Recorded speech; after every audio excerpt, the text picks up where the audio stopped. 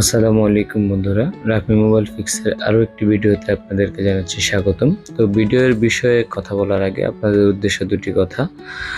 আমরা যারা আপনাদের জন্য ভিডিও ক্রিয়েট করি, অ্যাটলিস্ট মোবাইল রিলেটেড, এই ভিডিওগুলো ক্রিয়েট করতে আমাদের আসলে অনেক পরিশ্রম হয় এবং এগুলো এডিট করাও অনেক পরিশ্রমের ব্যাপার।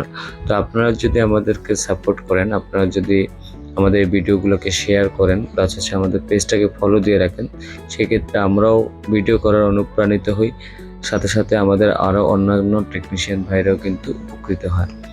তো যাই হোক, কথা বাড়াবো না, আপনারা দয়া করে পেজটি ফলো দিয়ে দিবেন এবং আমাদের ভিডিওগুলো শেয়ার দিয়ে দিবেন। তাতে হবে কি, আপনি উপকৃত হবেন, সাথে সাথে আরেকটি টেকনিশিয়ানও উপকৃত হবে।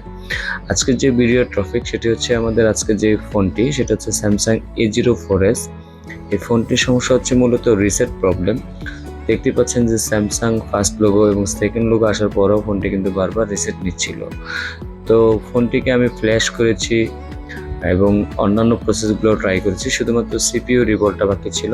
কিন্তু তার আগে আমি যেটা দেখলাম যে পাওয়ার এসির স্ক্রিন প্যানেলটা ওঠানোর পরে আমি যেটা দেখতে পেলাম যে আমাদের একটি বাক কয়েল কিন্তু এখান থেকে পড়ে গিয়েছে। আপনাদেরকে আমি একটু যদি জুম করে দেখানোর চেষ্টা করি, এখানে দেখতে পাচ্ছেন যে একটি বাক কয়েল, কালো কালারের একটি বাক কয়েল এখানে কিন্তু নেই। তো এটি হচ্ছে আমাদের পাওয়ার এসি থেকে এমএমসিতে যে লাইনটি চলে গেছে বাক কয়েলের সাহায্যে, যে ভোল্টেজ লাইনটি, ওই লাইনটির একটা বাক কয়েল।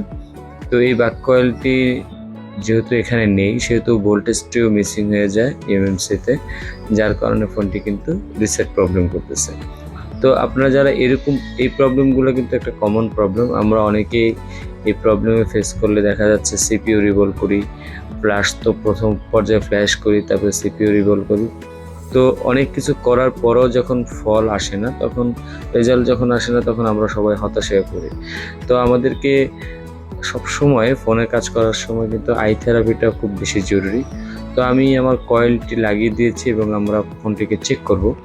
তো ফোনটি চালু হতে হতে আরেকটি কথা বলি যে আই থেরাপিটি অনেক ইম্পর্টেন্ট। আপনি আই থেরাপি দিলেই কিন্তু ফোনের অনেক কিছু সমস্যার সমাধান পেয়ে যাবেন। দেখতে পাচ্ছেন বন্ধুরা, আলহামদুলিল্লাহ আমাদের ফোনটি চালু হয়ে গেছে। তো আমাদের সাথে থাকবেন, ধন্যবাদ। আসসালামু আলাইকুম ওয়া রাহমাতুল্লাহ।